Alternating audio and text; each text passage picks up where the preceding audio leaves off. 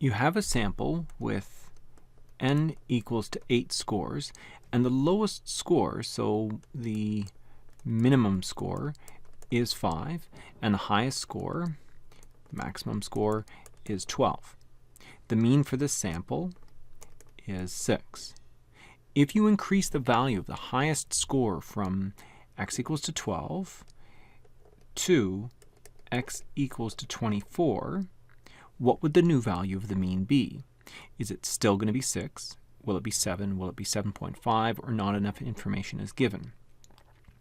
Well, let's see what else we can say about this question, the question where we're trying to figure out what the new mean is.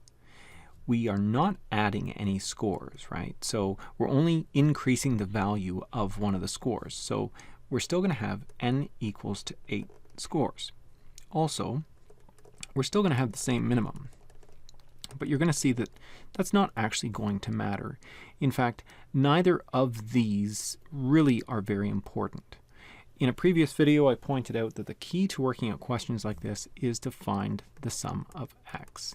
So if we're being asked for a new mean, let's have a look at the sum of x for our original scores and for our new scores. So my original scores, the sum of x is going to be equals to n times m.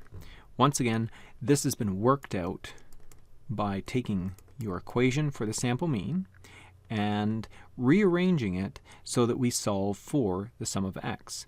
That happens by multiplying both sides by n. These cancel, and I'm left with the sum of x equals to n times m. So let's see. N is 8 for my first group, my original set of data. N is 8 times m, which is 6. 8 times 6 is what? Sorry, just having a brain freeze. That's 48. Okay, so we know that our original total is 48. What do we know about the new total? Well, we know that we took one of the scores and we took it from 12 up to 24. We added 12 to one of the scores. That's going to affect the total. If this 48 includes all of our scores and one of those scores is now 12 higher, this is going to become 60. So we didn't really need to know the 5, and we didn't really need to know the 12. We didn't even need to know them over here either. All that we care about is that we've added a total of 12 to one of the scores. We now have what we need to figure out the new mean. We have a sum of x, which is 60.